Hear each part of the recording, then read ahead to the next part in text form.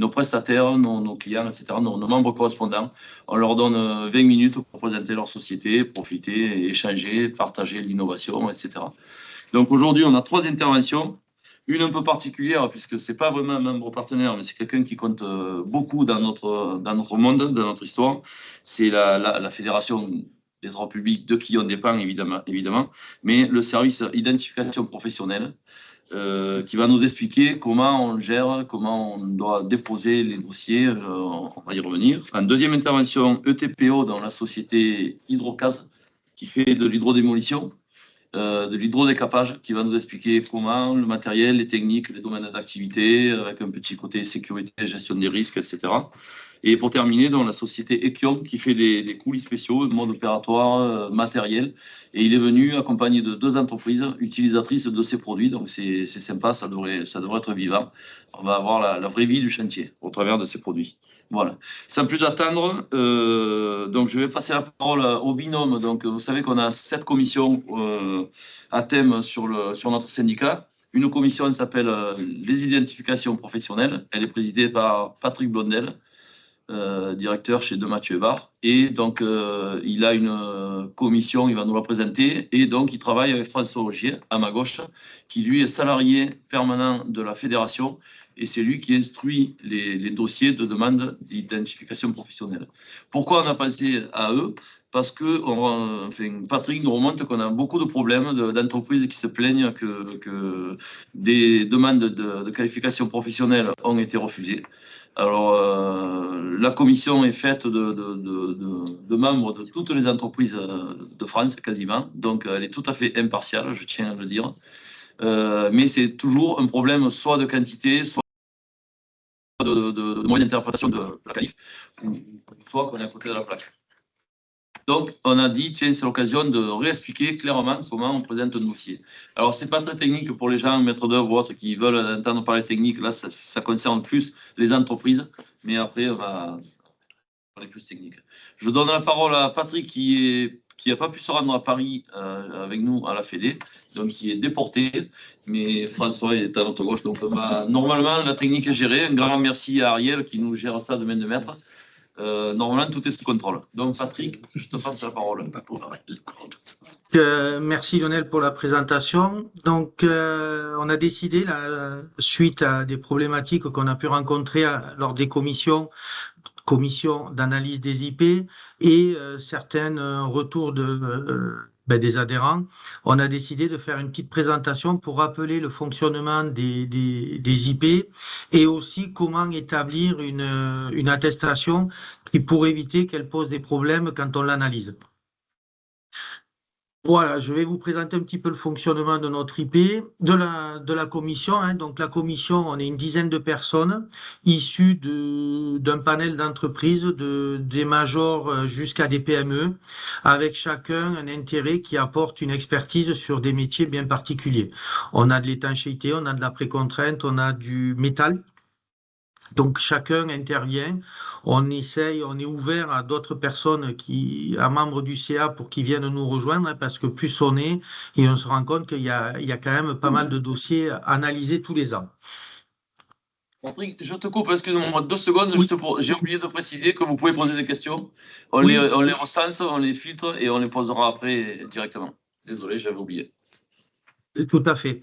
Donc, la commission IP, donc la commission IP du stress, on travaille sur certaines identités. On ne parle pas de qualification, il faut se le rappeler, ce sont des identités professionnelles. Donc, on analyse tout ce qui concerne les 72, donc on vous a fait la liste, là, les 72-21, vous les avez à l'écran, donc toutes celles-là, c'est celles que nous on voit, plus les réparations de structures maçonnerie et réparations des structures béton.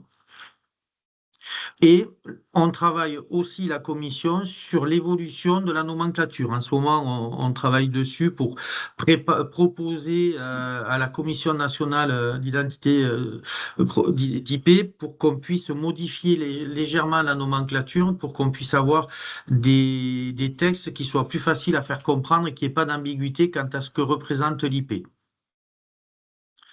Si on fait un petit peu le bilan sur l'année, alors on parle toujours d'exercice vis-à-vis de l'AG, hein, donc de mai 2024 à mai 2025, ça a été 88 dossiers qu'on a analysés, 36 qui sont envoyés par des adhérents, hein, et on a donné un avis sur 206 IP, et l'an dernier, c'est-à-dire 2023-2024, on en avait eu 134.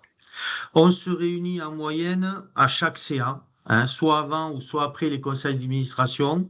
Ça veut dire à peu près tous les 2 mois. Et en plus, on organise, suivant la cadence où on a des éléments à renvoyer à la Fédé, on fait des réunions Teams pour pouvoir amener les réponses à la FNTP. Il en va que la commission IP aujourd'hui ne tranche pas. On émet un avis qu'on envoie à la fédération. Hein, on met un avis positif ou négatif en fonction de ce qu'on a pu analyser. Juste pour rappel, hein, sur les 206 demandes qu'on a eues l'an dernier, on a émis un avis favorable sur 130 et 67 confirmés. Ce qu'on voit, c'est qu'il y a quand même pas mal de refus qui sont donnés. Alors, des fois, parce il nous manque des renseignements. Des fois, c'est le fait que les identités ne correspondent pas aux travaux réalisés. Si on demande du renforcement d'ouvrage par rajout d'acier extérieur, c'est pas quand on vient sceller un HA16 dans du béton qu'on peut le demander. Donc des fois, il y a des ambiguïtés qui peuvent être faites et qui portent à confusion. Donc là, ce qu'on va faire, c'est qu'on a décidé de faire venir François Auger, qui est le chef du service de l'identité professionnelle à la FNTP, qui lui va vous expliquer quand même le fonctionnement déjà de toutes les IP et de la carte FNTP. Et à l'issue, on a une petite attestation type qui vous montrera un petit peu ce que nous, on regarde à l'analyse des IP, à la commission, qui nous permet de vérifier un petit peu ce qui est dedans pour émettre notre avis. Donc, je te redonne la main, François. Oui, bonjour. Donc, je suis François Auger, le chef du service IP à la FNTP. Donc là, une fois que Patrick a parlé plus de la commission stress, là, je vais vous parler de l'identité professionnelle et de la carte professionnelle pour être plus large. Alors, ça doit être la présentation de Patrick. ouais, Patrick, si tu peux tourner la page. Pardon. Ok, à la main. Ouais. Donc voilà, donc de façon très large, je vais vous expliquer que la FNTP est en charge du recensement des entreprises de TP depuis l'immédiate après-guerre, qu'il y a une carte professionnelle par numéro de sirène aux entreprises en règle de leurs obligations sociales. La carte est annuelle, va du 1er avril au 31 mars de chaque année et est renouvelée chaque année. Donc les entreprises adhérentes, courant mars, reçoivent la nouvelle carte de l'année en cours. Il y avait début septembre 8748 entreprises adhérentes à la FNTP. Cette population-là se divise en 2 sous-groupes. La première, 6045 entreprises qui ont une carte sans identité professionnelle et 2703 qui ont une carte professionnelle avec IP. Donc le cumul de ces deux populations donne 8748 adhérents. Donc, il y a à peu près un tiers des entreprises adhérentes à avoir des identités professionnelles, mais on parle là d'entreprises. Et quand on nuance en fonction de la masse salariale, on se rend compte que les 2703 entreprises adhérentes à la FNTP représentent 76,7% de la masse salariale. Donc en clair, une entreprise qui participe à des appels d'offres a des identités professionnelles. Alors, la carte professionnelle, c'est ce document-ci. Il y a 2 types d'informations. Dans la partie haute, il y a des informations à caractère administratif et juridique. Et la partie basse, ce sont les identités professionnelles. Alors, l'identité professionnelle est le reflet du savoir-faire des entreprises pour offrir une vision globale des compétences maîtrisées. Les IP sont attribués en fonction des moyens humains. Donc, ce sont les personnels en CDI. On ne valorise pas les savoir-faire apportés par des gens en CDD ou en intérim. C'est vraiment les gens permanents. Ce sont les moyens matériels mobilisables. Donc, peu importe, c'est un choix de l'entrepreneur d'être propriétaire du matériel, de le louer pour un chantier ou je ne sais quoi. Mais il faut que ce soit les personnels en CDI qui utilisent l'outil. Et enfin, ce sont des attestations de travaux qui viennent compléter les 3 documents. Alors, les IP sont attribués suite à passage devant 2 commissions. Alors, il y a actuellement 20 FRTP, donc c'est l'ancien découpage qui a été conservé pour être au plus près du terrain. Et il y a 16 syndicats professionnels derrière les 291 identités professionnelles. Toutes les entreprises de France, pour une question d'équité, sont traitées par la FNTP, qui collecte les demandes. Et ensuite, les demandes d'amélioration de carte pour obtenir une IP ou pour passer de probatoire à coutumier, il y a un passage devant des commissions. La commission en bleu à gauche, ce sont les commissions IP des FRTP en fonction du siège de l'entreprise. Et à droite, en orange, ce sont les commissions des syndicats professionnels. Donc, Patrick vous a expliqué, il vous a montré la composition de la commission IP du stress. Si une entreprise nous demande des IP stress, canalisation et voie ferrée, on enverra toujours vers la FRTP du siège et vers le stress, les canalisateurs et je ne sais quel syndicat. Les membres de ces syndicats ont 60 jours pour donner un avis. Et au terme de ces 60 jours, le secrétaire de la commission donne un avis global regroupant les nuances de chacun des membres de la commission. Et à terme, la FNTP récupère les avis et attribue ou pas les identités professionnelles. Donc les commissions régionales, c'est des commissions composées de membres reconnus pour leur connaissance du terrain, au plus près des terrains. Et les commissions de syndicats de spécialité, comme le stress, ce sont des commissions composées d'experts de la profession qui vérifient les capacités métiers. Alors, les IP sont attribués pour 4 ans à titre coutumier lorsque l'entreprise aura fourni 3 attestations de travaux significatives de moins de 5 ans, dont une de moins de 3 ans. L'IP est attribué à titre probatoire lorsque l'entreprise fournit 1 ou 2 attestations de travaux. Les décisions des commissions s'appuient exclusivement sur les 2 textes que vous voyez dans le document à droite, c'est la nomenclature et le référentiel. Ces documents rédigés par les professionnels des 20 FRTP, des syndicats et de la FNTP. Le système repose sur l'intervention de chacun, les entreprises qui rédigent les attestations, les maîtres d'œuvre, les maîtres d'ouvrage qui reconnaissent l'exactitude des attestations en les signant, les FRTP, les syndicats de spécialité qui s'investissent et qui émettent un avis sur l'attribution des IP, et enfin la FNTP au terme du process qui synthétise et édite les cartes professionnelles. Quelques intérêts de la carte professionnelle. C'est un outil de reconnaissance dans la profession. Commercialement, ça permet de figurer dans l'annuaire des entreprises et se faire connaître de tout l'écosystème. Administratif, un acheteur peut se référer aux IP pour apprécier des capacités techniques lors d'un appel d'offres. Et financier, c'est un critère bonifiant pour certains assureurs qui accordent des diminutions tarifaires aux entreprises justifiant d'une IP. Voilà pour la présentation de François. On a souhaité derrière vous mettre une attestation où vous allez voir, on a surligné en vert les points qu'on estime à la commission IP sensible et les points qu'on va vérifier sur le retour qu'on va émettre à la FNTP. Donc, j'espère que vous voyez bien l'attestation. Donc déjà, c'est de bien renseigner le nom de l'entreprise. Si c'est un chantier en groupement, je vous rappelle que l'attestation doit concerner, vous pouvez préciser que c'est un chantier en groupement, mais vous parlez que de la partie des travaux qu'a fait votre entreprise. Ce qu'a fait le groupement, c'est un autre débat. Donc là, vous précisez bien le maître d'œuvre, le maître d'ouvrage.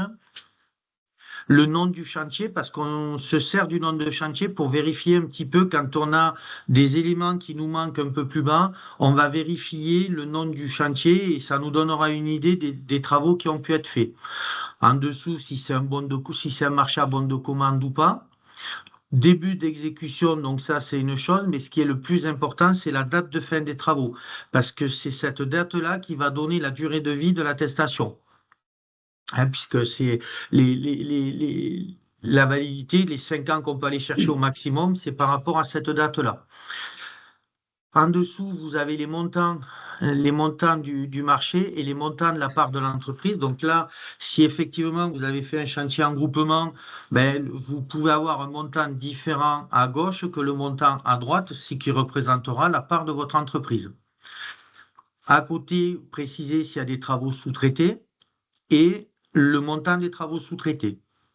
En dessous, vous énumérez les travaux que vous avez sous-traités, bureau d'études, échafaudage, rabotage, voilà. Donc ça, c'est déjà la première partie où on va essayer de récupérer certains éléments. Après, en dessous, vous avez la description des travaux et c'est bien précisé. C'est description des travaux que l'entreprise a réalisés. Ne rentre pas en compte tous les travaux qui ont été sous-traités. Là, vous parlez bien des travaux que vous avez faits. Je vous conseille, pour qu'on puisse avoir une bonne représentation, c'est d'aller chercher, quand vous faites cette attestation, c'est d'aller chercher la phrase que vous avez dans le CCTP ou dans le CCAP, l'objet des travaux. Souvent, il y a une ligne et qui va bien énumérer les travaux qu'il y a à faire, renforcement d'un ouvrage ou réalisation d'un mur. Voilà, cette phrase-là va nous donner déjà le contexte aussi du chantier en fonction du titre. On va dire, là, c'était cette attestation. Ça concernait le renforcement d'un ouvrage. En dessous, vous précisez ligne par ligne les travaux que vous avez faits. Donc là, on parle d'un renforcement par application d'un matériau composite.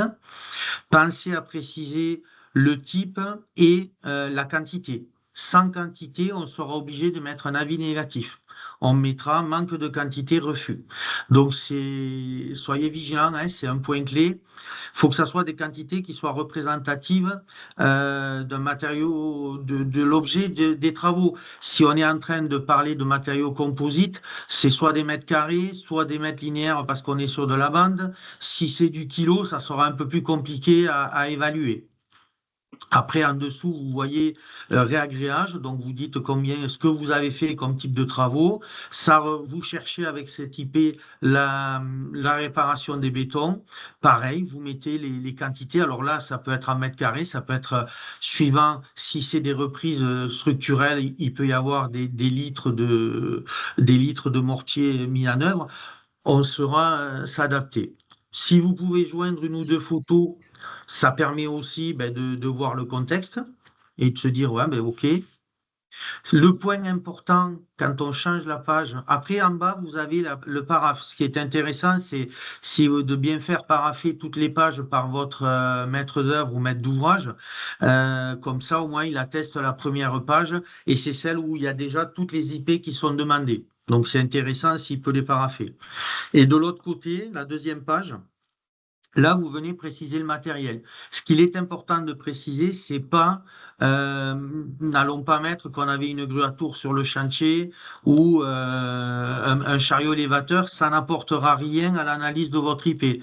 Par contre, si vous avez fait du béton projeté, vous précisez votre machine qu'il y avait, parce que si vous avez oublié de préciser le béton projeté voie sèche que vous demandiez et qu'on se rend compte que vous avez mis une machine type voie sèche, on fera la relation entre les deux et du coup on validera. Sans ce petit renseignement, vous auriez un refus et vous serez donc obligé de refaire derrière un dossier.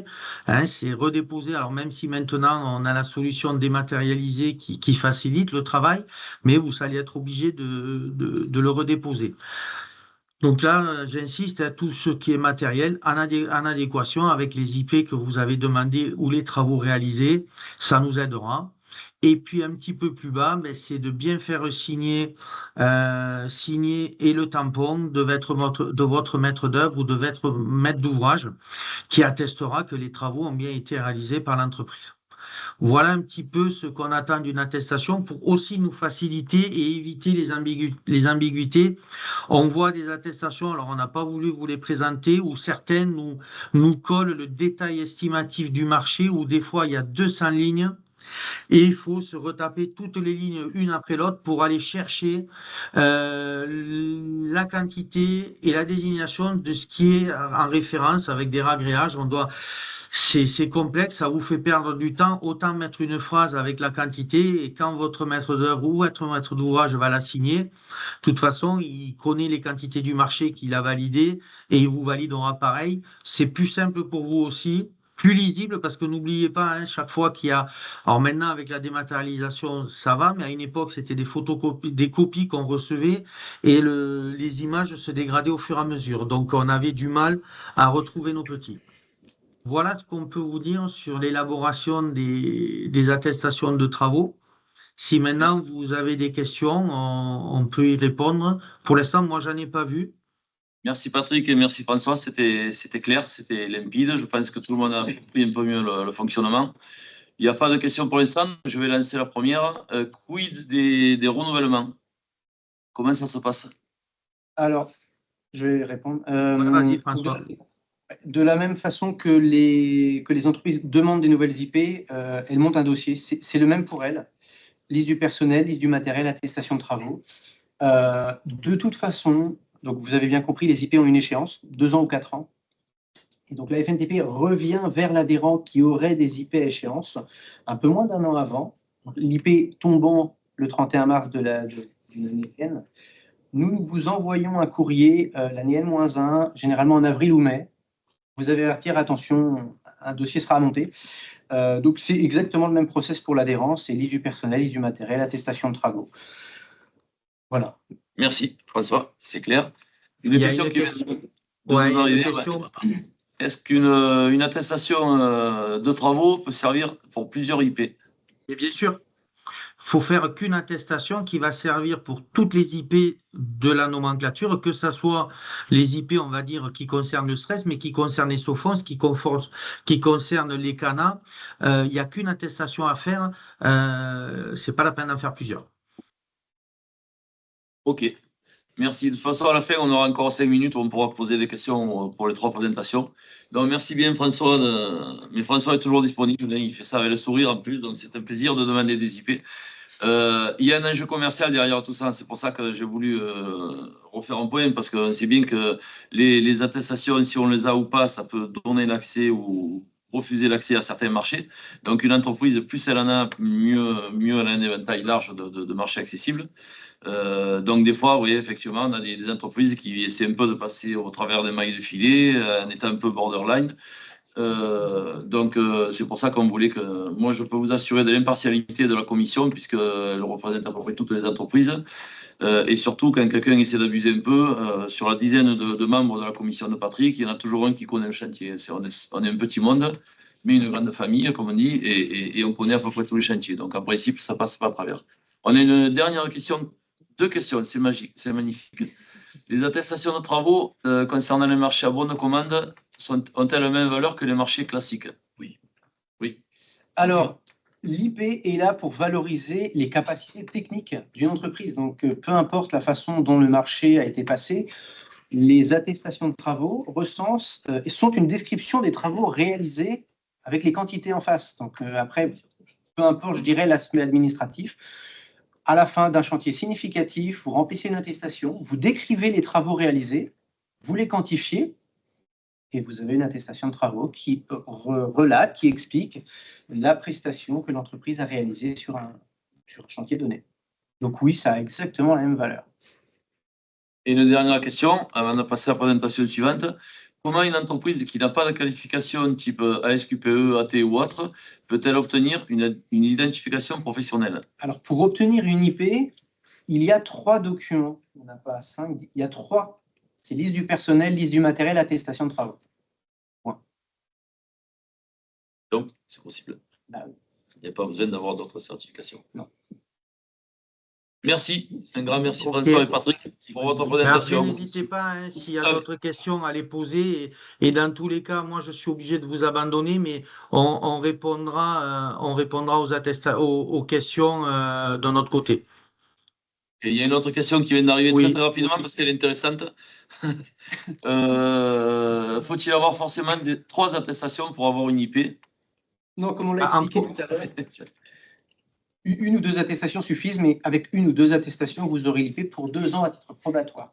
L'esprit est de donner 3 attestations, évidemment, mais 1 ou 2 attestations peuvent permettre d'avoir une IP. Allez, dans les questions suivantes. La dernière qui est intéressante, qui correspond bien à ce qu'on se disait, si j'ai bien compris, il n'y a pas d'intérêt à lister l'ensemble des prestations du DQE, juste les prestations potentiellement concernées par une IP, oui. Quand on fait un ouvrage d'art, c'est pas la peine d'aller mettre la partie coffrage, la partie, faut dissocier tout ça, et réalisation d'un un ouvrage, on met le volume ou les dimensions de l'ouvrage et ça permet de donner une identité professionnelle. Il ne faut pas mettre tout le DQE. Voilà. Ok, j'espère qu'on a répondu à toutes les questions, mais il y aura la possibilité. Bon, via le syndicat, hein, si vous voulez, moi je peux répondre à des questions en off, je l'ai déjà fait avec certains. Je peux le regarder avec eux, de travailler sur une attestation. S'ils ont des questions, avant de l'envoyer, il n'y a pas de souci.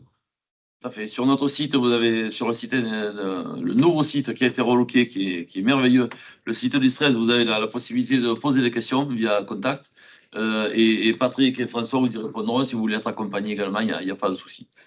Voilà, merci pour cette première présentation. Vous redonnerez la parole après s'il y a d'autres questions. On va laisser François, on va laisser la place à Raphaël Costa et André Laurent de la société Hydrocase. Donc, je vais vous demander de venir à ma droite, s'il vous plaît. Donc, ils vont nous parler de hydrodémolition, hydrodécapage. C'est un métier marginal, mais qui peut nous sauver de certaines galères quelquefois, qui apporte des solutions techniques. Donc, à vous, messieurs, vous avez 15 minutes. Si quelqu'un peut mettre un pouce, est-ce qu'on entend Raphaël parle? Juste pour assurer, pour pas qu'il... Est-ce que tu peux faire un essai de voix? Alors, est-ce que tout le monde m'entend bien? Allez, si quelqu'un met un petit pouce, s'il vous plaît. C'est bon, merveilleux. On est bon. Tu peux y aller. Merci. 15 minutes. Alors, comment je reprends la main?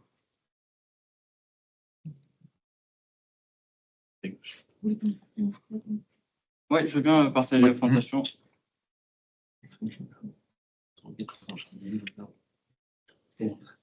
Le temps n'est pas décompté. Je n'ai pas lancé le chrono. On va essayer de faire vite.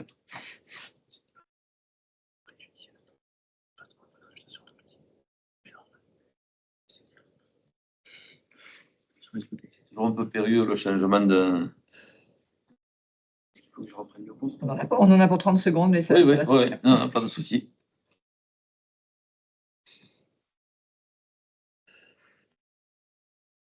Le temps de basculer la main. De passer Raphaël en présentateur. Mais ça, c'est pas la bonne présentation, ça, c'est celle Ça là. arrive, ça arrive, ça arrive. Mais je ne l'ai pas justement le contrôler. Ouais. Il a plus le. On arrive. Ah oui, contrôler. Voilà. Ouais, c'est bon. C'est parti. Alors, c'est pas encore là, c'est pas encore la bonne On arrive. présentation. Ah, mais ok. On arrive. D'affilée, c'est ça? Voilà. Ok. C'est magique. Parce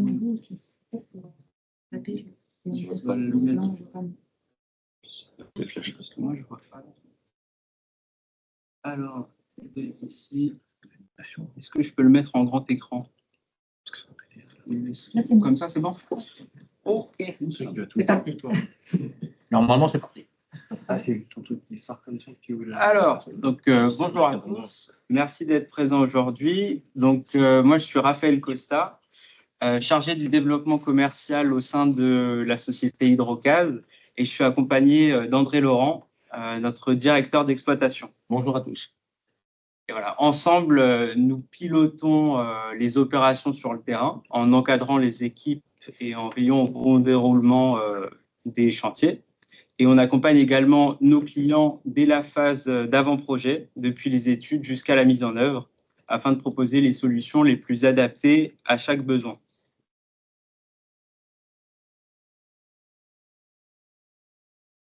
Voilà.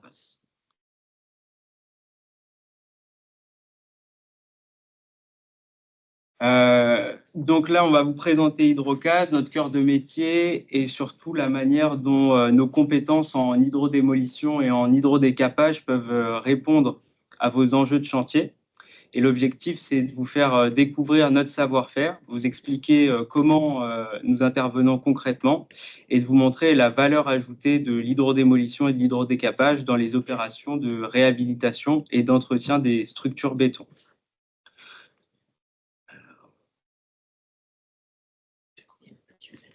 Ok. Mais de toute façon, on pourrait aussi sur. Ouais, parce que sinon, c'est que sur Corinne que ça bouge, nous, on n'a pas. Que ce soit de chez vous que. Parce que là, c'est pas moi, c'est moi qui contrôle pour que ça change. Là, moi, j'ai pas le contrôle. Et en fait, on n'a pas le même écran, c'est entre celui de Corinne et celui du présentateur et celui du participant. Donc, il faut que ça bouge. Ah, ok. Donc, Là, on voit ça. ouais. Ok. Ah, d'accord. Donc là, c'est ce qui est présenté. Ok. C'est ça qui me fait. Ok, je viens de comprendre. Ok. Merci. Je sais pas pourquoi, mais quand ça bouge. je sais Donc, pas, on ça est bon. marche. Hydrocase, c'est avant tout une entreprise spécialisée dans l'hydrodémolition. Donc, ça consiste à hydrodémolir le béton tout en préservant les armatures et les parties saines des structures. On intervient sur une grande variété d'ouvrages, les ouvrages d'art, dans le bâtiment, les infrastructures industrielles et le génie civil. Et ce qui nous distingue, c'est la maîtrise d'une technique à la fois fine et puissante. Chaque chantier d'hydrodémolition est unique et on adapte toujours nos paramètres, donc la pression, le débit et les outils qu'on va utiliser en fonction du support, de l'épaisseur à hydrodémolir et de la nature du béton. Et c'est cette capacité d'adaptation associée à une rigueur qui fait d'Hydrocase un acteur reconnu pour la qualité et la fiabilité de ses interventions. Et donc, notre force humaine repose sur la cohésion entre le terrain et l'encadrement. Et donc, les opérateurs, chefs de chantier et conducteurs travaillent ensemble avec une culture commune de la précision et de la sécurité. Et donc, en résumé, Hydrocase, c'est une équipe de spécialistes engagés dans la réussite technique et opérationnelle de chaque projet. Donc, nos domaines d'intervention sont variés, mais ils ont tous un point commun: la précision technique et la préparation de supports béton. Donc, on intervient sur 4 grands types de chantiers. D'abord, les ouvrages d'art, donc les ponts, les viaducs ou les tunnels. Et c'est souvent des structures anciennes exposées aux agressions du temps, donc le gel, les vibrations, le trafic. Et ça finit par altérer le béton. Et notre rôle, c'est d'enlever, donc de démolir uniquement les zones abîmées sans fragiliser la structure. Par exemple, sur un tablier de pont fissuré, on va retirer quelques centimètres de béton autour des aciers corrodés pour permettre une réparation durable. Ensuite, dans le bâtiment, qu'il s'agisse de logements ou d'équipements publics, l'hydrodémolition est souvent utilisée pour rénover les planchers, les voiles ou les poteaux, tout en conservant les parties saines de la structure existante.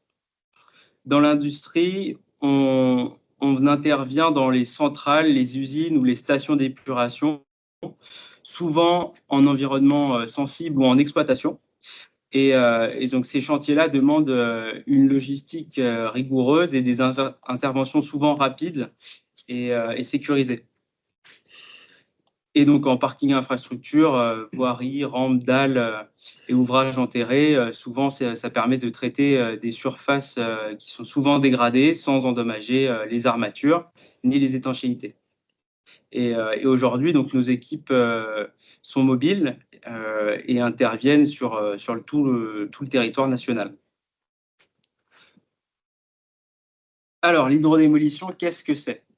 Donc, l'hydrodémolition, c'est une technique de retrait sélectif du béton qui repose sur un principe simple.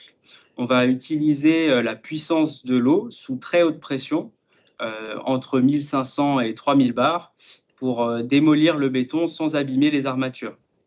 L'eau va pénétrer dans les pores du béton, ça va créer une pression interne supérieure à sa résistance et donc le béton va se désagréger naturellement.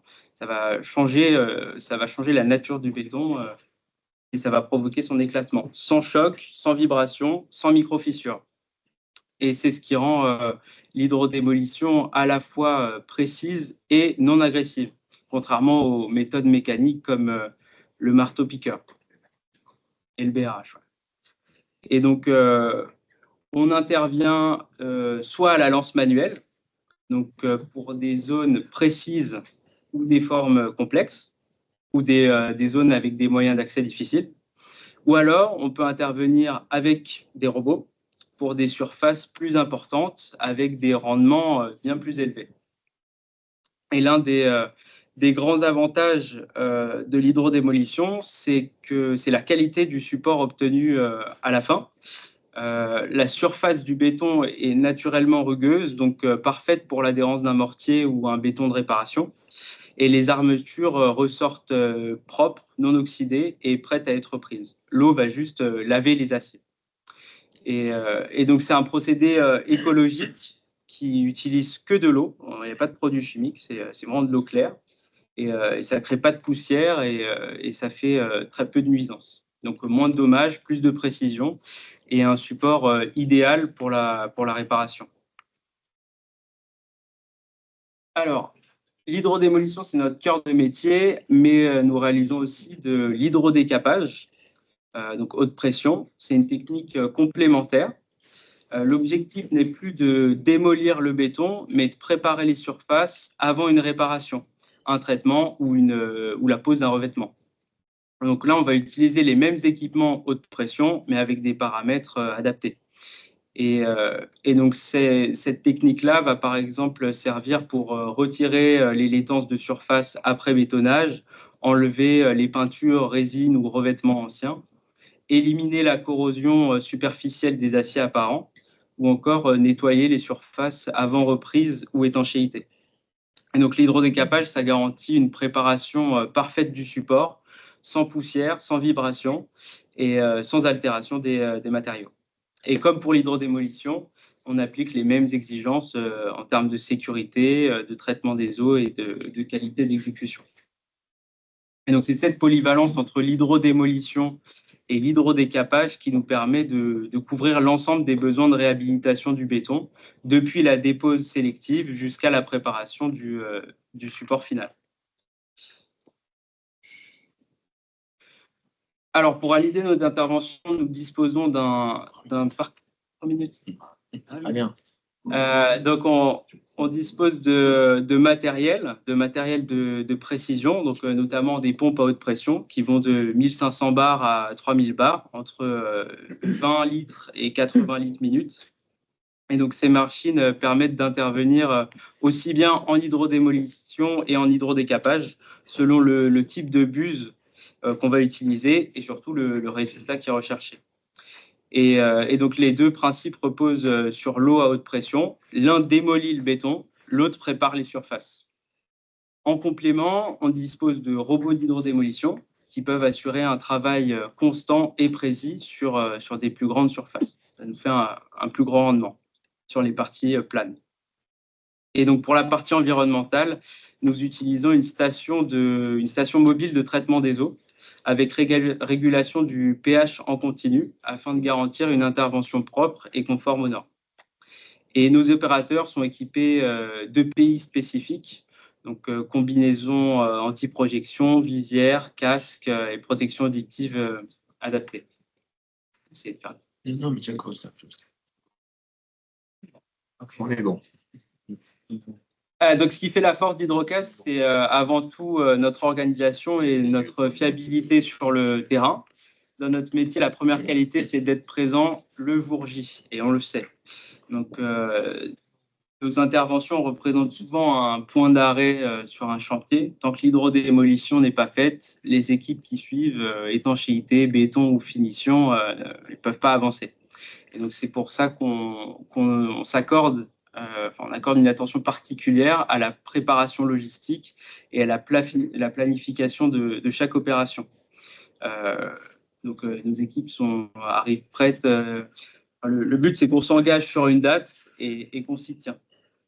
Et c'est cette rigueur qui nous permet d'être fiables dans nos délais et de garantir des interventions sans surprise.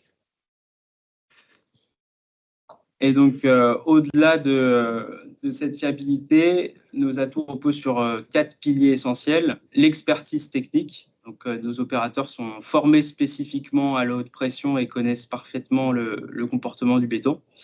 La réactivité et la flexibilité. Donc, on sait que les plannings évoluent et notre organisation nous permet de nous adapter rapidement, de renforcer les moyens ou de décaler une intervention sans perdre d'efficacité si besoin. La qualité d'exécution. Donc, chaque chantier fait l'objet d'un contrôle visuel et d'une validation avant le départ. Ça, on est sûr d'avoir un résultat propre et conforme.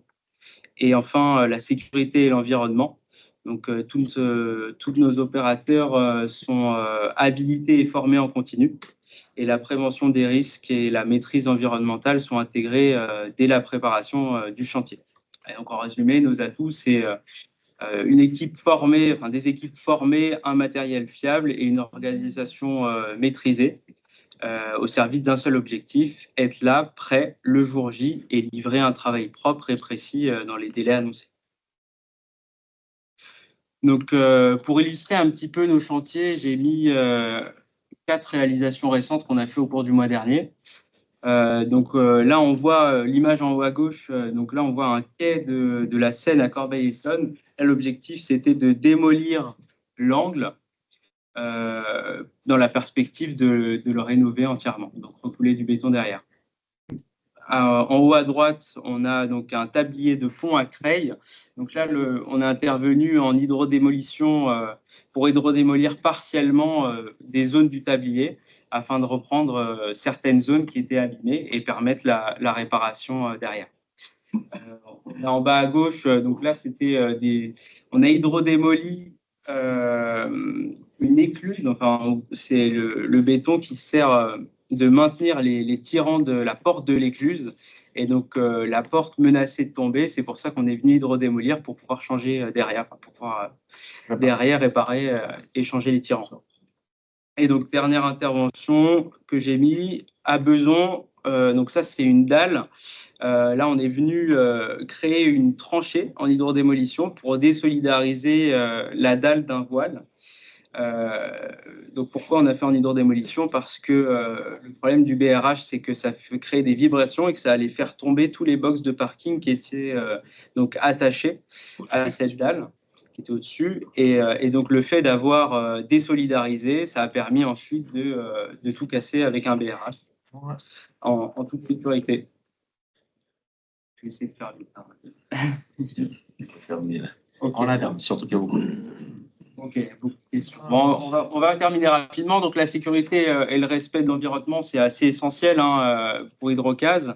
Et donc, c'est pour ça qu'on a une attention constante auprès de nos opérateurs sur la sécurité. Et donc, tout le monde est formé à la haute pression et sensibilisé aux risques pour bien protéger le chantier. Les périmètres sont clairement définis et avec des signalisations adaptées. Pour travailler sereinement, que nos opérateurs soient en sécurité sur le chantier, mais aussi pour que, en cas de coactivité, les autres intervenants ne soient pas impactés par l'hydrodémolition. Ouais. Et donc, C'est bon. C'est bon, c'est bon. Des questions. On peut conclure. On va conclure. Le but, là, c'est vraiment ce qu'il faut retenir. Voilà. C'est que notre métier, c'est de démolir uniquement ce qui doit être démoli et de préparer des supports parfaits pour les travaux de réfection, de renforcement. Désolé de te couper. Il n'y a pas de souci. Je suis un vrai passionné, mais je vais passer aux questions. Vous l'avez compris. Les contacts. Si voilà. besoin, s'il y a des questions par la suite ou s'il y a besoin d'une consultation en hydrodémolition, n'hésitez pas à me contacter. Merci, Raphaël. Vous l'avez compris, Hydrocase de la société dont il faut avoir les coordonnées de son portefeuille de contact. Donc, je vois que ça suscite pas mal de questions. Juste avant tout, j'en ai deux petites. Souvent, pour monter des plannings, pour monter des plannings, que ce soit en études ou en travaux, on a besoin de rendements. Est-ce que tu peux nous donner en gros des rendements de volume démoli et la gestion. Enfin, je te laisse. Parce qu'en parallèle, il y a jusqu'à quelle profondeur on peut démolir? C'est deux questions rapides. Je vais répondre. Oui, je vais répondre. Alors, concernant la profondeur d'hydrodémolition, tout dépend si on doit garder les aciers ou pas. Voilà. Si on peut couper les aciers, il n'y a pas de limite. On peut hydrodémolir sur 1 mètre, sur 2 mètres. Si on doit conserver les aciers, une épaisseur de 35 à 40 cm en utilisant des grosses pompes, parce qu'après le jet, on est bloqué avec la puissance du jet pour pouvoir descendre. Donc, si on peut découper les aciers, on peut descendre, il n'y a pas de souci. Par contre, si on ne découpe pas les aciers sur une épaisseur entre 35 et 40 cm, on est déjà sur des belles épaisseurs. Et là, on est quand même déjà sur des belles épaisseurs de béton. un rendement? En rendement, alors à la lance, on est sur un rendement qui va entre, on va dire, 600 litres de béton à 1 mètre cube de béton par jour. Après, au robot, en adaptant avec des machines qui sont beaucoup plus performantes, on peut aller jusqu'à 2 mètres cubes, 2 mètres cubes et demi, 3 mètres cubes par jour. Ok. Voilà. Tout dépend après aussi du ferraillage que l'on rencontre à l'intérieur du béton à hydrodémolir. On a des bétons qui sont très ferraillés, il y a des bétons qui sont moins ferraillés.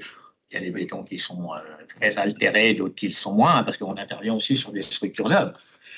Des fois, il y a des petites erreurs qui se font sur des chantiers où on est obligé d'intervenir pour hydrodémolir un béton qui a été fraîchement coulé et fraîchement ferraillé. Voilà. Donc on est d'accord, il n'y a pas d'agression sur les aciers, pas de Non. perte de section. Non, aucun. Les aciers, au mieux, ils sont propres. Ok. Voilà. Ils sont propres. Ils sont propres. On a quelqu'un qui a travaillé avec cette technique dans le nucléaire, mais qui se pose des questions sur la pertinence à l'utiliser dans le bâtiment, notamment pour la gestion des eaux. Est-ce que vous avez des chantiers de bâtiment? Est-ce que c'est adapté ou pas? Oui, on a fait quelques chantiers de bâtiment. Alors effectivement, dans le bâtiment, ça oblige à créer des bâtards d'eau pour essayer de récupérer l'eau au maximum, ce qui n'est pas toujours simple, hein, il faut le connaître. Ensuite, après, souvent dans le bâtiment, on n'y va pas pour faire de l'hydro, on y va souvent pour faire du décapage. Voilà. Donc le décapage, on se retrouve avec des fines qui sont mélangées dans le béton. Donc on essaye de les filtrer avant de les renvoyer à l'égout ou dans un quelconque système d'évacuation. Voilà. Mais c'est vrai que dans le bâtiment, il faut protéger et souvent c'est plus compliqué que quand on est sur un chantier de travaux publics, on va dire. Ok. Voilà. Vous êtes passé rapidement sur la partie environnement, développement durable. Quels sont les axes de développement et de travail pour protéger notre belle planète? Alors, les actes de développement, c'est avec les différents constructeurs de pompes et de machines de réflexion d'eau, c'est d'essayer d'utiliser l'eau que l'on utilise, de la recycler et de la réutiliser pour essayer de limiter au maximum l'impact de l'eau. Parce qu'aujourd'hui, on est quand même sur des débits, on va de 20 litres d'eau à la minute à la lance jusqu'à 40 litres d'eau, voire 50 litres d'eau à la minute avec les robots. Donc, c'est quand même des grosses consommations d'eau. Donc, l'idée aujourd'hui, c'est d'essayer de récupérer cette eau, de la traiter et de la réutiliser pour pouvoir avoir un travail en continu. Même si on ne pourra pas tout réutiliser, au moins de réutiliser entre 70 et 80% de l'eau. Voilà. Donc, les constructeurs font des efforts pour que les machines s'adaptent, ce qui n'est pas tout à fait le cas aujourd'hui. Et au niveau des systèmes de filtration, qu'on ait des systèmes de filtration de plus en plus performants pour avoir vraiment une eau de qualité, parce que l'hydrodémolition avec des pompes UHP et THP, c'est quand même du matériel sensible et il faut quand même une eau de qualité parce que sinon les machines elles n'aiment pas. Et dans la suite de ce sujet-là, est-ce qu'on peut rejeter l'eau dans les cours d'eau ou pas? Ah oui, une fois qu'elle est filtrée, oui, c'est une eau qui est tout à fait. Ah oui, on peut la. Vous la filtrez systématiquement? Oui, on l'a fait. Ça a été dit rapidement, je voulais le redire. Dans la mesure du possible, quand on a les possibilités. Il y a des endroits où on ne peut pas. Donc là, à ce moment-là, on fait une filtration, on va dire bénigne avec un bidim ou quoi que ce soit, et on rejette ces eaux dans la vie, on va les retraiter après. Voilà. Et pour aller au bout de la question, on nous pose la question là, dans le cas où on est en zone Natura, est-ce qu'on peut jeter, une fois filtré, est-ce qu'on peut jeter l'eau dans le milieu naturel? Dans l'absolu, je dirais oui, si on avec une pompe, une fois qu'on a retraité l'eau, oui, on peut la rejeter. Cette eau est tout à fait. Ok. Il n'y a aucun souci. J'en viens aux opérateurs. Est-ce qu'ils doivent avoir une habilitation particulière et quels sont les EPI à porter? Ce sont les EPI spécifiques pour faire de l'hydrodémolition. Après, il n'y a pas d'habilitation particulière pour les opérateurs. Voilà. C'est à l'heure d'aujourd'hui, il n'y a aucune règle qui nous oblige à avoir une habilitation particulière pour les opérateurs. Les opérateurs sont formés sur le terrain, ils apprennent leur métier. Et par contre, les EPI, oui, les EPI, ce sont des EPI spécifiques à. C'est un métier à risque. On achète dans des sociétés qui sont spécialisées dans ce genre de pays. Ok. On nous demande, alors, passionné de technique, qui nous demande la différence entre l'hydrodémolition et l'hydrodécapage par rapport à la buse et à la pression. Comment on peut distinguer? Alors, on distingue, l'hydrodécapage se fait avec des buses, ce qu'on appelle les buses rotatives à 4 jets, 2 jets, 3 jets, 6 jets, suivant le support que l'on a décapé. L'hydrodémolition se fait avec ce qu'on appelle une buse à géron, c'est-à-dire un jet unique qui, lui, oscille au bout d'une canne et qui permet de démolir. Okay. La différence, elle est là. Et aussi, En hydrodémolition, on n'a pas vraiment besoin de beaucoup de puissance. En hydrodécapage, on peut se permettre de diminuer un peu la puissance par rapport au support. Parce que l'important en hydrodécapage, c'est de conserver sainement le support derrière, qui va recevoir, lui, derrière, un retraitement, soit une plaque de carbone, soit un nouvel enduit, soit une mauvaise résine. Donc, il faut quand même que le support soit sain, mais ne pas l'abîmer pour qu'on n'ait pas à le réparer. D'accord. OK. Dernière question, ça c'est pour la partie commerciale. Intervenez-vous partout en France? Absolument, on intervient partout en France. Donc nous, on est basé en Île-de-France, mais nos équipes se déplacent partout en France pour les chantiers. OK. Un petit mot de conclusion rapide ou... C'est bon? Bah, c'est tout bon. De toute façon, Nous, c'est tout bon pour nous. On sera à la disposition de...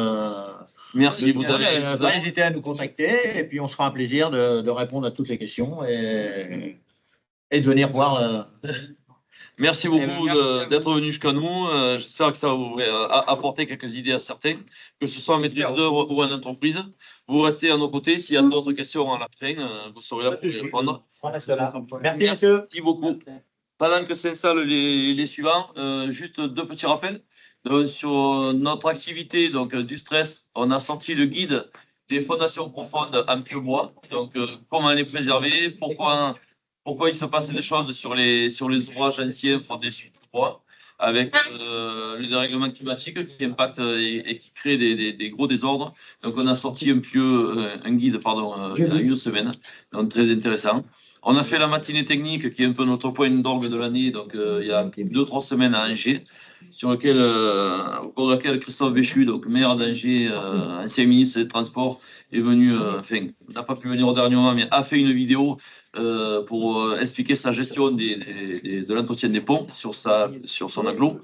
On avait beaucoup de monde, 150 personnes, très intéressant. On a présenté les 6-7 plus beaux chantiers de l'année, plus techniques, plus intéressants. Voilà. Et on sort encore des documents toute l'année, donc n'hésitez pas à nous suivre. Prochain webinaire dans 3-4 mois avec encore 2-3 sujets qu'on prépare très intéressants. On est prêt? Je vais passer la main donc à ma gauche, Stéphane Gonichon, le product manager. On a dit qu'on le faisait en français. Donc je vais traduire, je me lance chef de produit. Yes. chez Ekiom, donc une société qui fabrique des coulis spéciaux. Et comme je disais, donc il est venu avec Michael Texier à ma droite, qui est président d'une société qui se présentera, et Nicolas Piot, président également d'une société de travaux, tous les deux, qui vont apporter leur témoignage. Stéphane, en tant que bon patron, a délégué une partie de sa présentation. Stéphane, merci. Ah, super. Vous avez 15 minutes. J'ai mis contrôlé. Là, c'est ce qu'on voit. Non. D'accord. Toujours un peu d'équilibre. Oui, il y a toujours une transition. Parce que là, je suis dans le partage. Ça, c'est bien. C'est le partage. C'est le partage, exactement. La convivialité, le partage, donc tu es au bon endroit. Voilà, c'est ça. Que ça soit mis en pratique. Voilà.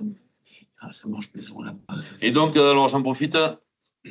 On a fait vous avez certainement entendu parler, donc on a souhaité avoir des chiffres fiables pour le coût de l'inaction. On en parle parce que ça plaît beaucoup et c'est vraiment accrocheur.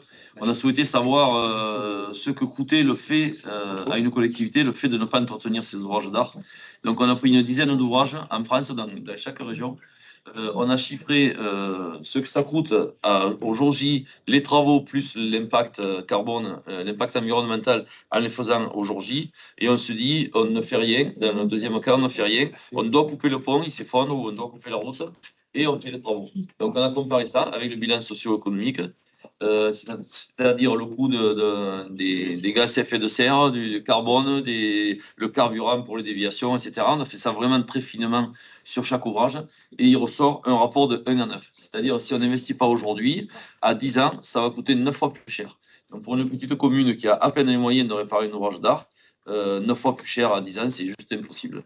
Voilà, donc rapidement, vous pouvez aller voir sur notre site, il y a toutes les études en détail qui sont très intéressantes.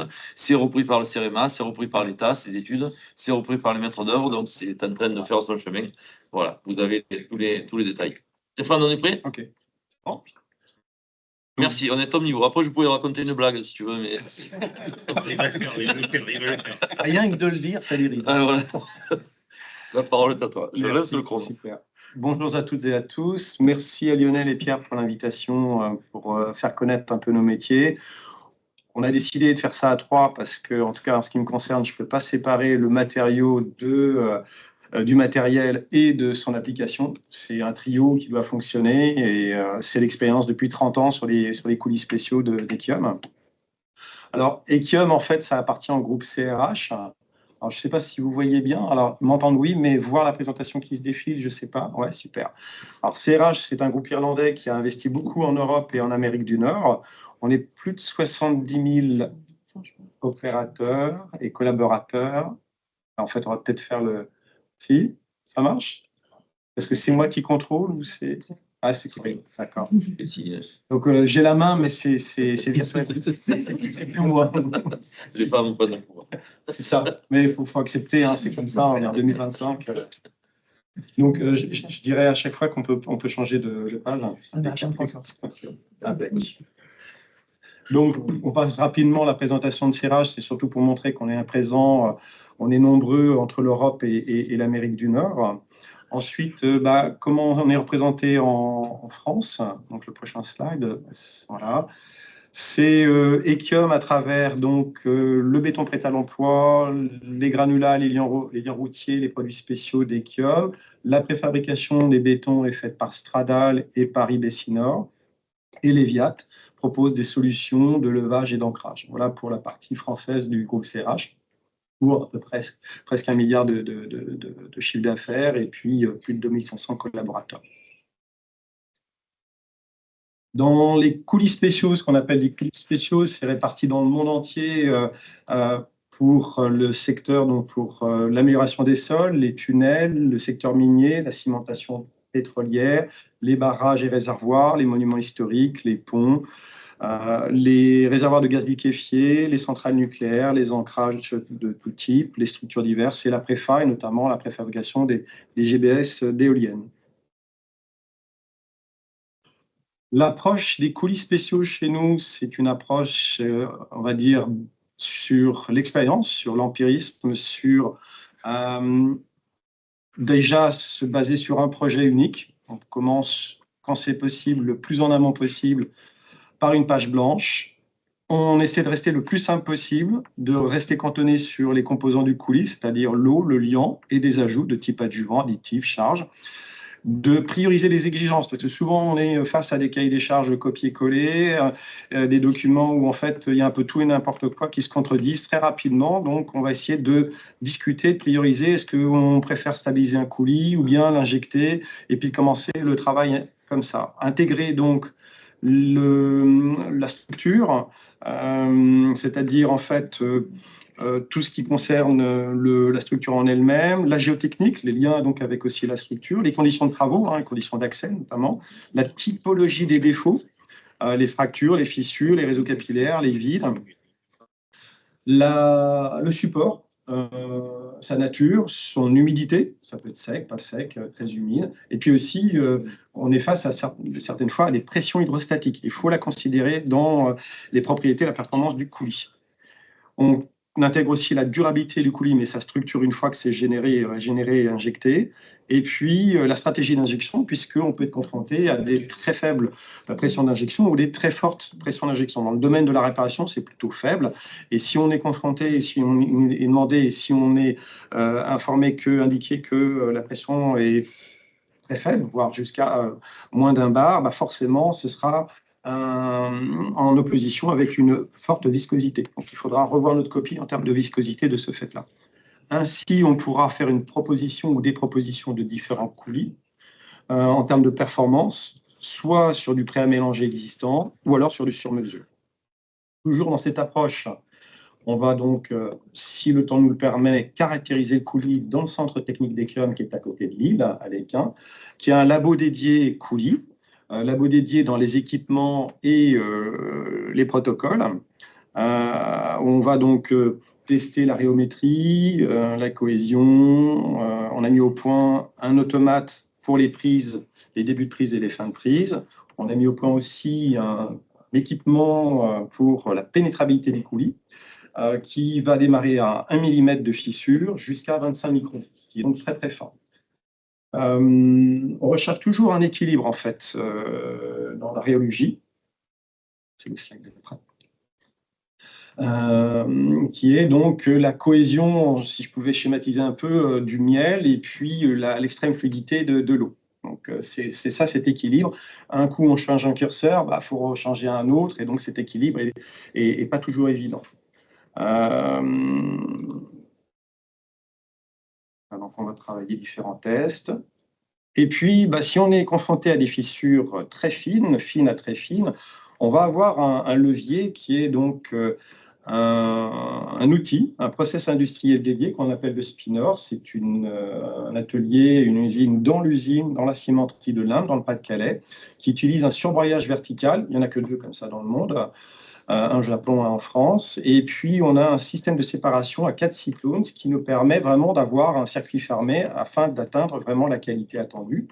Et l'indicateur clé, le monitorage est fait par un granulomètre laser, un Coulter, qui se base sur l'exigence d'application, c'est-à-dire qu'on injecte 100% des particules. Donc, ça veut dire qu'il nous faut fabriquer un produit qui soit à 100% de passants, pas 95, pas 98, sur une offre produit qui est Spinor A6, Spinor A12, Spinor A20, c'est-à-dire pas plus grossier que 6 microns, 12 microns ou 20 microns. C'est donc finalement aussi des finesses blend très élevées, jusqu'à 4 fois supérieures à un ciment ordinaire. Et l'impact environnemental est fait par rapport à la plupart des ciments, puisque c'est une base laitier à 80%, et donc on ne génère pas plus de 250 kg de CO2 équivalent par tonne de liant. Les domaines d'application sont principalement sur les barrages, différents types de barrages avec des applications soit en tirant, soit en injection par les galeries, par exemple, ou par la surface, en France comme à l'étranger, en Espagne, au Canada. Les ouvrages maçonnés divers, de tout type, de la cathédrale Saint-Gatien à Tours, ou bien Marly, ou le Mont-Saint-Michel, ou le pont Adolphe, Luxembourg. Aussi, la précontrainte additionnelle pour les ponts. Donc là, vous avez des ouvrages récents dans le sud de la France, et puis dans le nord de la France aussi. C'est toujours très compliqué, la préparation en précontrainte additionnelle. Ça, c'est des coulis sur mesure, super SN.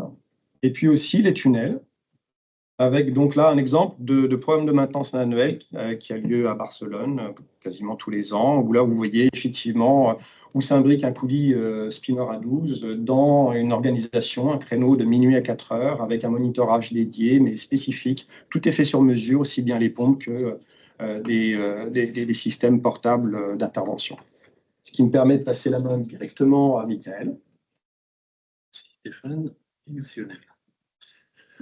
Donc, Michael Fixé, société sûre. On est une société indépendante dédiée au matériel et matériaux pour les travaux spéciaux. On a la particularité en fait de proposer des solutions à très forte valeur ajoutée, donc beaucoup d'innovations, de choses particulières. Je suis plutôt reconnu pour les moutons à 5 pattes, donc je continue à avoir mon petit troupeau de moutons à 5 pattes régulier. Et sur l'interface avec Ekiom, ça a été de proposer le coulis donc à la société R2Co qui est à côté de moi, et en même temps le matériel dédié. Dans un premier temps, c'était d'observer ce qui se faisait pour pouvoir justement proposer quelque chose de nouveau et d'innovant, et surtout qui soit plus adapté à nos métiers de la réparation. Parce que généralement, on utilise du matériel qui existe déjà, mais qui n'est pas forcément adapté à nos besoins et les attentes des spécificités de la réparation. Donc, de notre côté, on va fabriquer, concevoir, modifier, intégrer des systèmes. Donc, on peut prendre des machines qui paraissent basiques et en fait, on va leur ajouter des fonctions au fur et à mesure de façon à pouvoir vous proposer des machines parfaitement adaptées à vos attentes. Et enfin, ce qu'on développe, ça, on vous en parlera ultérieurement, c'est tout ce qui est robotisation, automatisation. Donc, on est sur là, on parle de l'IA et de l'intégration dans nos métiers des travaux spéciaux où ça paraît très, très, très loin et en fait, c'est très, très, très près. Donc, voilà. On essaye d'être cette force de proposition pour une alternative durable. Donc, tunnel de la Brèche, l'objectif de l'injection, C'était simplement, ça Nicolas vous en reparlera, mais un recollage et régénération de maçonnerie. Le tunnel de la Brèche, Nicolas, pareil à côté, vous en reparlera, mais c'est le principe, c'est qu'on a eu un gros glissement de terrain. L'ouvrage a subi des sollicitations supérieures à ce qu'il était capable d'encaisser. Il y a eu de la déformation et donc il fallait le remettre en état et le donner, lui redonner corps dans la maçonnerie. Donc, produits et méthodologie, donc il y a le matériel d'injection qui était standard pour ce chantier-là. On va voir après les plus et les moins qu'on a pu apporter. Des outils plus légers pour le travail en voûte. Donc, on va par exemple utiliser des perforateurs. Alors, ça paraît tout bête, mais ils sont magnésium. Donc, on gagne en gros 30% de poids. Donc, tout le monde avec des exosquelettes, on gère l'exosquelette, ça va poser d'autres problématiques. Là, on va réduire le poids sur l'opérateur. Les injecteurs, c'est des basses pressions à guillotine à frapper. Donc, c'est des petits injecteurs en plastique qu'on peut soit récupérer, soit laisser dans la maçonnerie, ils sont imputrescibles. Et enfin, le système de guillotine sur l'injecteur va permettre, une fois qu'on a injecté, de fermer et sans avoir, entre guillemets, de retour de pression ou l'injecteur qui va s'évider. Raccord rapide étanche avec contrôle de pression. Donc, toujours pareil, on est sur des systèmes de clamp sur les fixations et donc ça nous simplifie la vie. Centrale de fabrication et injection de coulis pilotée par un automate. Donc, attention Corinne, ça va un peu vite. Et c'est bon, je vais finir, on va respecter. Parce que c'est d'avoir Corinne à voir. Sur le début de la diapo précédente. Ça. Je peux le faire. C'est mieux. Tout le monde doit rien. C'est ça.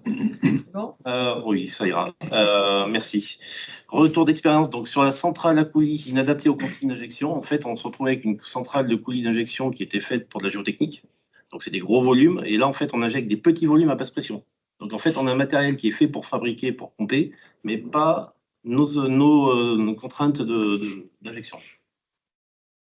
On recherche, en fait, de notre côté, c'est de trouver un matériel adapté, des bipressions pilotables plus compacts. Le problème, c'est que sur le marché, en fait, il n'y a pas ces matériels-là. Donc, on va prendre du matériel, on va l'adapter. Donc, on va faire travailler différentes sociétés, etc., ensemble.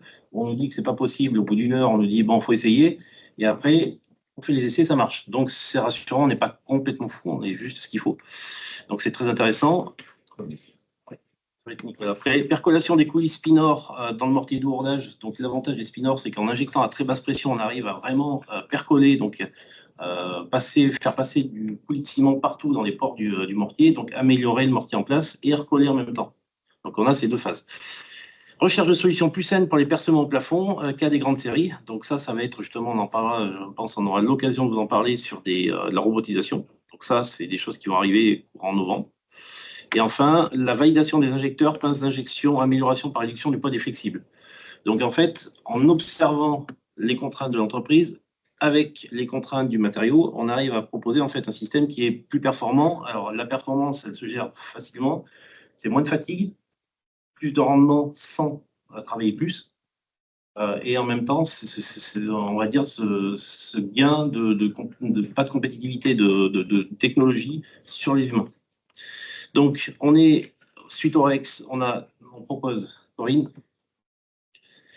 des solutions en pompe monophasée qui font 85 kg. Donc, on a une possibilité d'utilisation depuis un échafaudage ou en milieu restreint. Production de coulis avec process validé par essai, obtention d'un coulis conforme, même en petite quantité. Donc, ça a été un travail avec Ekium. Pilotage adapté, pompe et automate plug and play. Donc, vous mettez débit, pression, volume, et en fait, on contrôle les trois. Donc, dès qu'on a une des contraintes qui atterrit, qui est atteinte, on arrête tout. Validation du système complet avec les coulis spinor et SuperSM. Passage d'une consommation électrique, parce qu'on parle toujours de CO2 sur les matériaux et les travaux. Là, on passe de 11 kW à 3 kW. Pour vous donner l'ordre d'idée, on est capable de faire du coulis avec une batterie. Donc, on est vraiment autonome. Et on passe d'un passage de poids de 1400 kg à 85 kg. Donc, on a vraiment un gain qui est énorme. Vous voyez la petite photo, on est en montagne. À 1400 kg, on ne sait plus héliporter, sauf avec un Super Puma. Et je ne veux pas avoir le bilan carbone du Super Puma. Et les flexibles, en fait, on a réussi à avoir des flexibles avec un matériau qui est tout à fait spécifique et on a un gain de poids de 70% sur les flexibles, donc, y compris pour les pompes à mortier. Voilà. Merci Michael. Et pour terminer, il te reste à peu près 2 minutes parce qu'il t'a consommé ton budget. Dans les travaux ferroviaires, je rentre plus à Donc rapidement, la présentation d'entreprise, donc Prodalien de réparation et de construction d'ouvrages, Erdeco. Donc je suis spécialisé surtout dans les travaux ferroviaires, le génie civil ferroviaire. Donc ça passe par, comme vous le voyez sur le slide, des remplacements d'ouvrages hydrauliques qui se font dans le cadre d'opérations coup de poing, des réparations d'ouvrages d'art, typiquement du tunnel ferroviaire sur les tympans ou à l'intérieur, donc avec des moyens ferroviaires adaptés. Je suis une entreprise indépendante, évidemment, et spécialisée donc dans ces travaux ferroviaires. On fait aussi, Corinne, des travaux on est sur le domaine ferroviaire, donc des travaux sur train travaux. Des sécurisations de plateformes, vous voyez des caillebotis qu'on a pu poser sur des centaines de mètres, pour pas dire des kilomètres. Dans le contexte du chantier, donc sur le tunnel de la Brèche, ce tunnel de la Brèche, pour ceux qui sont de la région lyonnaise, c'est l'effondrement de la falaise. Vous voyez la photo de droite, l'effondrement de la falaise qui a bloqué le tunnel pendant près d'1 an et demi en termes d'exploitation. Donc, c'est près de 20 000 mètres cubes quand même qui sont tombés sur le tunnel. Pour les spécialistes, on se rendra compte que ces 20 000 mètres cubes qui ont été retirés par engins déportés, radiocommandés, ils ont généré quand même une convergence de près de 2 à 3 cm dans le tunnel qui a été libérée à l'évacuation des matériaux et qui a généré des fissures pour lesquelles je suis intervenu pour pouvoir les traiter. Mais en fait, on était vraiment sur de la relaxation de la maçonnerie qui a réussi à encaisser ces 3 cm au niveau des joints, au niveau de la pierre dans ce tunnel. L'objectif de l'opération, donc traitement de fissures principalement en voûte du tunnel généré sur le pot des remblais. Donc on a quand même aussi, pour la petite histoire, fait une étude de trajectographie puisqu'effectivement la falaise n'était pas sécurisée, qu'il fallait déjà pouvoir intervenir dans le tunnel pour le réparer. Donc on était protégé par la galerie, mais on avait quand même un cheminement qui était assez particulier. Ça m'a généré, Corinne, des moyens supplémentaires, ferroviaires pour pouvoir intervenir. J'ai essayé de le glisser en même temps. J'ai essayé de faire au mieux en 2 minutes. Donc avec de l'équipement rail-route assez spécifique, effectivement, comme le disait Michael, on a cherché à avoir du matériel léger du fait de son accessibilité, puisque là, on est dans un panier de nacelle pour pouvoir faire de l'injection. Ce qu'il faut retenir quand même dans ces injections, on a aussi le cachetage qui est très important, à mon sens. C'est quelque chose qui est une tâche essentielle dans ces injections de régénération de maçonnerie ou de traitement de fissures. La mise en place des injecteurs, j'en parle pas trop, Michael s'est étendu un petit peu dessus. Notre base de stratégie avec la SNCF, c'était d'avoir 2 types de coulis, donc un laitier sur lequel on s'est appuyé d'expertise de Stéphane. On avait culturellement aussi un coulis en base CM3C avec bentonite, donc beaucoup plus épais. Je vous ai remis un petit peu les caractéristiques que la SNCF recherchait au départ. Bon, au final, on se rend compte que la convenance, tant pour faire le coulis que pour faire les premiers essais, elle est aussi cruciale dans ces types d'opérations-là. On a assez rapidement écarté le CM3C qui était trop épais et on s'est, on va dire, focalisé sur ce Spinor, puisqu'on comprenait que cette injection, en fait, à basse pression, quand on passe de basse pression à bas débit, c'est-à-dire qu'on est entre 1 et 2 bars grand maximum et on est entre 0,5 et 1 litre minute. Donc j'avais des consignes de survolume à 100 litres, mais 100 litres à 0,5 litres minute. Je vous laisse faire le calcul. On reste un moment au niveau de l'injecteur pour pouvoir injecter. Donc c'est du travail qui est fastidieux, qui n'est pas forcément intéressant sur de la longue durée, mais en tout cas, c'est la solution de traitement qui est adaptée. Pour ça, donc, on avait aussi des contrôles, on peut le voir, de tout ce qui est viscosité, densité, donc avec différentes typologies. Voilà. Je passe encore, on va avancer un petit peu, Corinne, on va surtout voir le résultat derrière, puisque puisque cette carotte, elle est très intéressante, c'est-à-dire qu'après, en pouvant maintenir des bas débits, des faibles pressions, on arrive à avoir des belles carottes comme ça qui montrent quand même une pénétrabilité du coulis qui est intéressante. Donc, au travers de carottage de contrôle qu'on a fait, vous voyez sur la photo de droite les cachetages de fissures qu'on a traités, les carottages qu'on a fait à 45 degrés sur presque 1 mètre de profondeur pour voir quand même qu'on avait une très bonne pénétrabilité. Voilà. J'ai essayé de résumer au mieux mon application.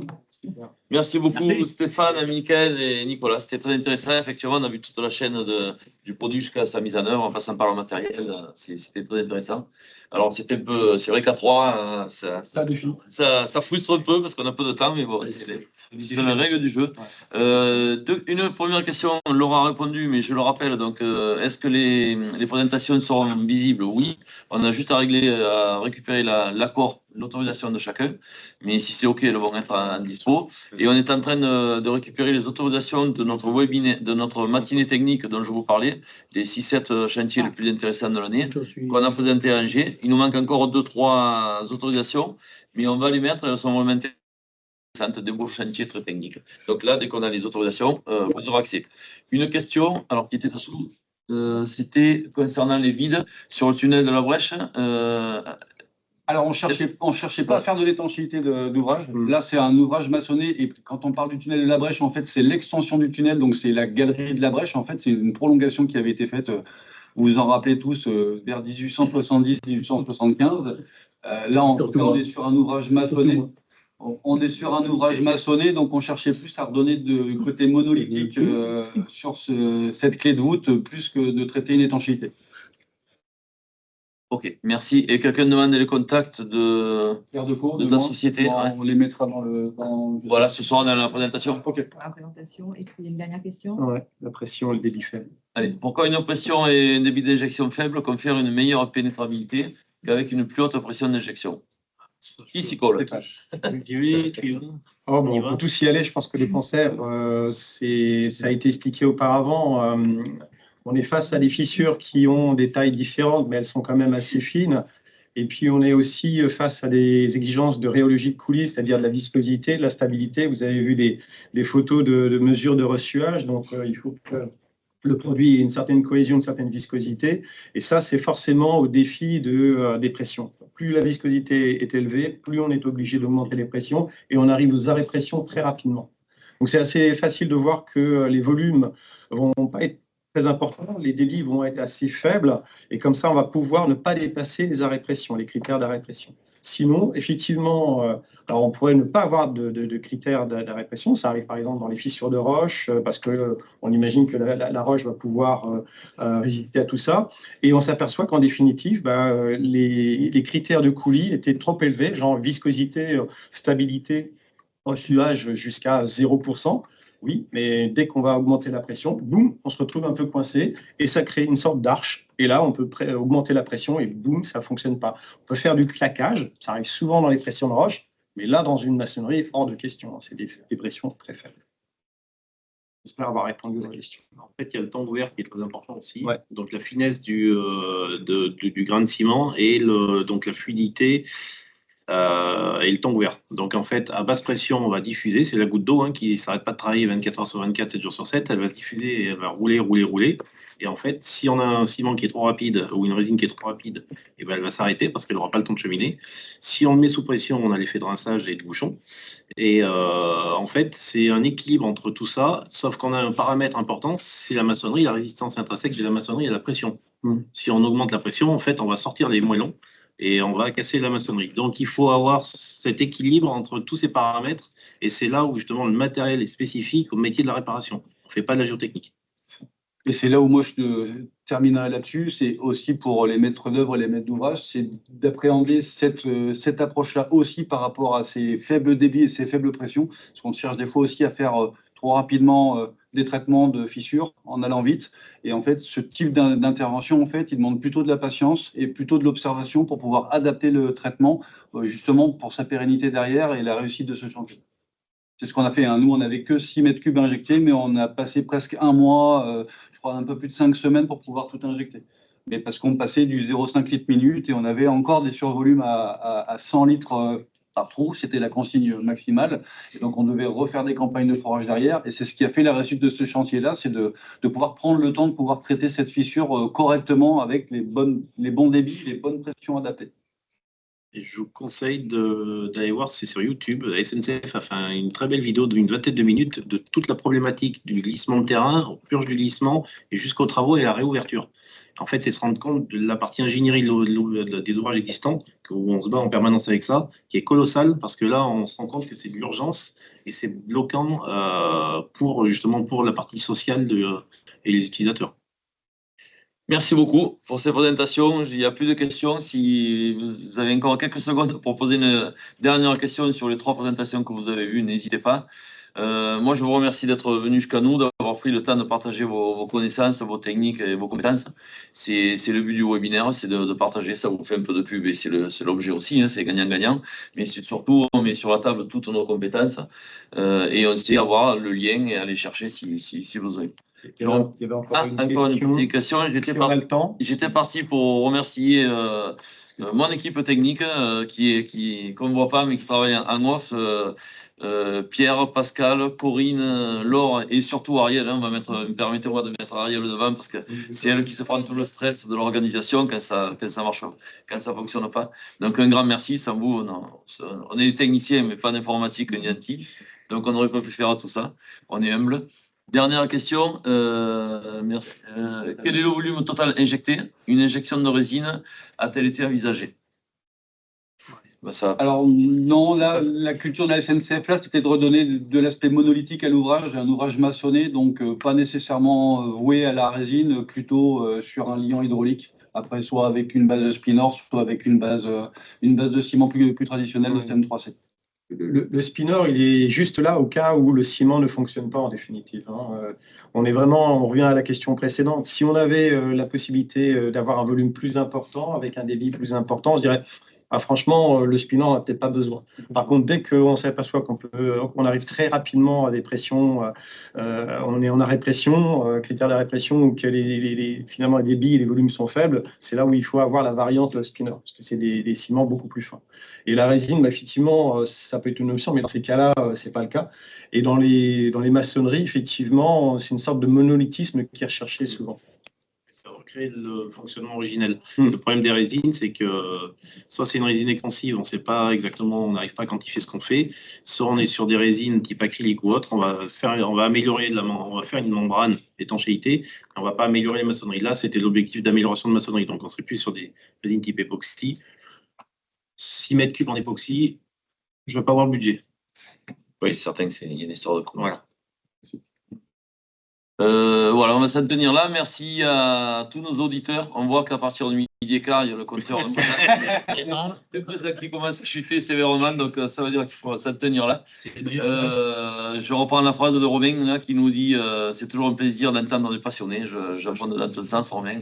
Effectivement, nous sommes des passionnés et c'est pour ça qu'on avance bien. Mais on se rend compte aussi que nous avons des métiers très techniques. Hein, ça ne paraît pas vu de l'extérieur. On en souffre un peu d'ailleurs de ça. On n'est pas reconnu en tant que tel. Mais on le voit sur nos matinées techniques. Ce sont des métiers vraiment pointus qui ont du mal à évoluer, mais on y arrive. Hein, on est coincé dans des normes, etc. Mais on avance.